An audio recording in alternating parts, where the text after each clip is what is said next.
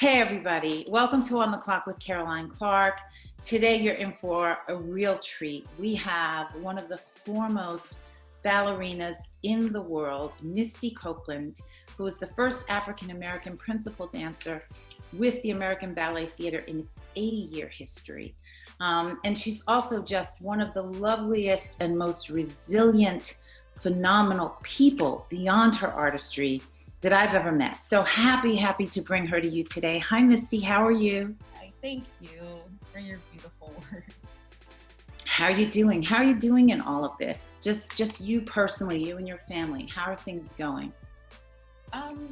It's, I think I often, maybe it's annoying to some people, but I often, I think I'm positive and see the silver lining in things. And so it's definitely been a moment that I wouldn't have often, stepped back and just taken the time and stepped out of my busy life to just be with my husband, to call friends, close friends and family.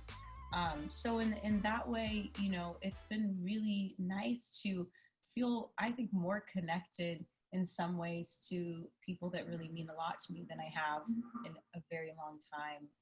But in terms of career-wise, it's been quite a shift for me, but also for everyone in the ballet world. I'm fortunate that I can still work from home in other areas of what I'm doing with my production company and writing and books, so I can stay creative and artistic, which has been, I think, something that's saving me. Yeah, it's you are very fortunate and somewhat unique in that, of course, we all know you as a ballerina and a dancer, but without even realizing it, we all know you as a motivational speaker. You've done master class. You do so many other things in the community related to your art, but not every artist has all those ancillary outlets. And so you've launched a wonderful initiative to help support dancers at this time. Can you talk to us about that? Yeah, it's something that I've constantly been on this mission to do, is to diversify ballet, make it more diverse, and to bring it to more people. And I think that because people still, at least in America especially, don't often get to see behind the curtain, they don't realize or understand, that though we are at the top level of being athletes and performers in the classical ballet world, we are definitely not making what an NBA player or an NFL player are making.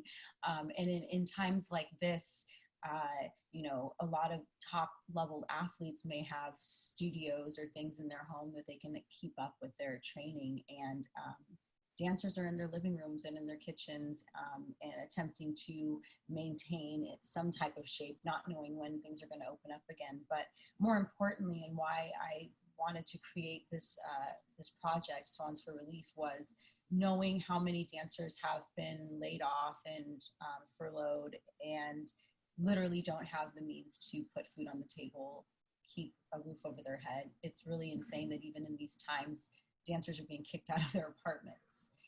That you would think that people would understand that people aren't making money. And so, this just motivated me with a friend of mine who also used to dance for American Ballet Theater. He now lives in Manila in the Philippines and dances with the company there. And, we kind of just joined forces and came up with this idea of being able to come together from the ballet community and not just each individual company that's attempting to get bring awareness to their COVID-19 relief funds. I was like, I think that I'm in a position and I have a voice and I have a platform and I have reach that I want to use to shed a light on what the ballet world is going through. And so my friend Joseph and I reached out personally to each of the dancers, and we really wanted diverse representation from companies all over the world. So we have dancers from 14 countries and from 22 ballet companies, and there's 32 of us ballerinas that have come together to perform in a very historical, iconic variation called Le Cygni, which means the swan. And the movement speaks for itself. And I think that you don't even need words, to see the 6-minute video that's on our GoFundMe page. it's so moving, and it speaks volumes just by seeing dancers in their homes. And, you know, I think that it's so relatable that so many people are going through this, and this is just what dancers in particular are going through. Yeah, I have to tell you, I have shared your GoFundMe page with, I mean, far, far and wide. It is incredibly beautiful. It is incredibly moving. I've heard it describe the dance as the dying swan. Yes. And it has that Yeah. tenor to it that is, you know, this sort of paradox of strength and vulnerability. It's mind-blowing. And the diversity of ballerinas, you said 32 of them. I've sent it to many young dancers I know, and they weren't aware. They had never seen in one place such a diversity of ballerinas. I mean, it's really just an incredible thing to see. So I urge everyone, you know, just Google it, go to GoFundMe and find Swans for Relief. It's a beautiful, beautiful video, and it's raising money for such an important cause. I know that you're there in New York, you have connections to Oakland, California, you have family across the country, and our communities are really suffering in all this. And I think it's hard in a way to raise money for anything, because we know that the needs are so vast and so broad. But it's easy to forget about what this pandemic is doing to artists, not just in dance, but everywhere. I know that dance really saved your life in a way. It didn't just give you a career path, it gave you something internal that really shifted your entire trajectory. How concerned are you about what this crisis is potentially doing to the arts, which means so much to people, and in terms of being able to get through things like this? Yeah, there's so much stuff there. I think that these are the times when people just gravitate towards art, you know, in times of crisis and pain. And I think that that's just such a validation of the importance of art, and the importance of supporting art and keeping it alive and having it in schools. I think that it's innate within us. It's primal for people to want to move and to want to sing and voice themselves. You know, I think that it's just a powerful moment in my eyes. I think that the art and theater world, at least in the live theater, performing arts world, I think we can really learn from this time. I think that we can benefit from having more of a virtual presence. I think that a lot of live art lacks that type of exposure. And I think that if there's a time to bring art, especially high art, fine arts, to the people, this is how you do it. You do it online. You do it in a beautiful way that people can connect and relate to, and not feel, that fear of stepping into a theater, but also not feeling like they're represented. And so I think it's a way for people to have an introduction into the arts in a beautiful way. But I think that this is a moment that especially the classical ballet world has needed to step back and realize, how do we keep thriving? And that's by connecting with communities that represent the world and that look like America. And that's what I was attempting to do with Swans for Relief. But, you know, in my mind, I'm thinking, you know, maybe when things open up again, we have live performances on the street, you know, in communities, ways of keeping people, you know, not close, but that's how you bring it to more people. That's how you keep it alive. That's how you kind of have a refresh, restart, reset. So I see it as a beautiful moment to really learn from and grow. Yeah, and I think also, you know, what the virtual world does is equalize everything, right? As long as you have access, you can have access. And ballet is one of those arenas where there's a bit of an exclusionary reality, not just for dancers, but for audience. Yeah. Yeah. And I think that this is, again, like such a beautiful time while people are are craving, and they want to feel a part of something bigger than them, and they want to be moved. And that's what the arts does for people. And so, yeah, this is definitely a moment, I think, to kind of step back and not kind of, be elitists but expose everyone to this beautiful art form. And then maybe coming out of this, we'll have more people interested and motivated to support the arts. Yeah.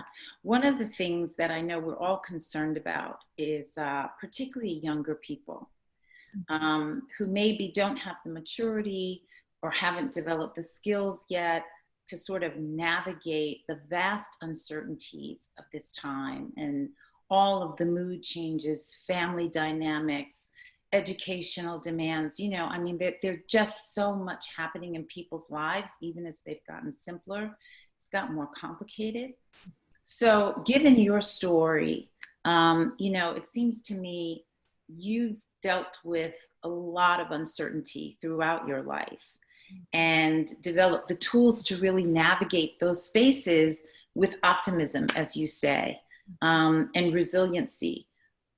Are there any tools that you've developed? Is there a process you have for navigating times like this emotionally that you can share with younger people so maybe they can model that in you? I think it's important. It's almost like a grieving process, I think, in times like this, that you have to allow yourself to feel or not feel. And I think that that's okay. And I think that it's scary because, especially in times like this, in social media, everyone's so quick to judge and to criticize people for being an individual and for not having the same exact experiences or feelings as them. And so I think that it's in these times, like, it's important to really just have a support system around you of people that you trust and that love you and care about you, and that are going to not judge you when you say, I feel sorry for myself, or I'm missing out on this and this time, and it's awful. And I think that it's just important for young people to know that it's okay to have those feelings and to express them to people that, will support you and be there for you. And then I think just allowing yourself to, like, step back and just look at the bigger picture, and I think that as young people, it's hard to, to be outside of yourself. That when you're still growing and building and learning about who you are, it's hard to step outside and see the bigger picture. But I think it's important to know that we're all in this together, and that you're not alone, and that we will get through. How do you deal with fear? I know that coming into this pandemic, you were recovering from an injury, and you've recovered from injuries in the past. This is not one, thankfully, but you have recovered from injuries in the past where you weren't sure what your career was going to be coming out on the other side. And the magnitude of that uncertainty and fear, can be paralyzing and really daunting. How have you dealt with those moments? Because I think all of us on some level are having little pieces of those moments now. I think it's important to talk about it. I think the more that you talk about things, the less scary they are. The more that you bounce these things off of other people, you'll get support and maybe a different viewpoint, and look at things in a different way, and maybe see a silver lining, maybe see something that you can gain from being in a place of feeling fearful. I think that it's important as human beings to have experienced things like that. I think that it only makes you stronger, to have to figure out how to deal with those, like, internal challenges. And for me, I like a challenge. I think that's probably another reason I'm a dancer. Just knowing, like, when you come out on the other side, it's such an amazing accomplishment, knowing that you are strong enough to get through almost anything. How do you, I know in your master class, you teach a master class on dance. And I've heard you say, because of course I took it, that, when you're out there on the stage and you're in that moment, you're balancing this way of being intensely focused, but also free to the process, right? Which they seem kind of oppositional. And like you're being very choreographed, but you also have to be very flexible to embrace whatever wasn't in the choreography that may just happen in the moment and still continue forward. And, you know, I think that that's sort of a metaphor for this moment for us, sort of being open to the possibilities of it, but also trying to navigate through in ways that are disciplined so that you're not just all over the place. Is that process for you? Is it something that you constantly have to work at? Or is it something that you're so practiced at it, it comes naturally now? And if you work at it, what do those steps look or feel like? I think that I've been fortunate, like ballet, just the arts and dance and ballet give you so many tools as a human being that I've just taken and used throughout my life, no matter whether I'm on stage or not. But I think allowing myself to think every day is another day, and not that, oh, I didn't take class on Monday, so like why work, because I'm just not where I need to be. But every day is another opportunity to start fresh and create a new routine for yourself. And I think that's how I approach my life. But stepping onto a stage, you know, it's about putting in the work, but knowing that you're not a robot, and you want consistency, but you're not going to be the same every day. You're not going to be perfect in your eyes, whatever that means, every day. And I think that when you build that type of routine, then when you're in moments of unpredictability, you are grounded and you are clear enough to be able to make those decisions in the moment. So that's why dancers are in the studio so much and still take ballet class every day, so that it's something that's so ingrained in us that it's not, you know, the choreography, whatever it is we're rehearsing, we go on stage and we can be present and we can respond, since it's live theater. And I think that's how I approach my life, is just being as prepared as possible so that I can be focused and in the moment throughout my days. And one of the things I love too is that you're always still learning. So you're teaching master classes, but you're still learning from masters, and you're still taking classes all the time. And I think during this time, the potential for learning is enormous. What have you learned about yourself that's maybe new during this time? And what do you hope all of us learn from this? I think for me, something that I struggle with is slowing down, like for a long period of time. And so I think that I've just really learned and appreciate more just the value of relationships. And though I have, you know, it's always been important to me, my life is just so on the go that I just don't often step back and really consistently talk to or spend time. Like, as much as I have such beautiful physical relationships and contact throughout my days because I'm a dancer, I feel like I often lack that other kind of intellectual connection daily with people.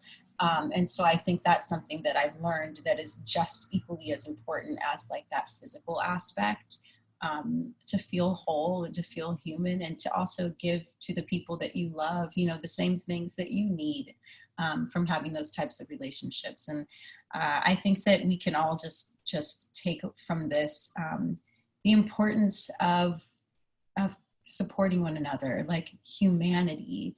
I think in times like this, it's really incredible what you see people do, you know, for one another. And I think that's something that we should hold on to.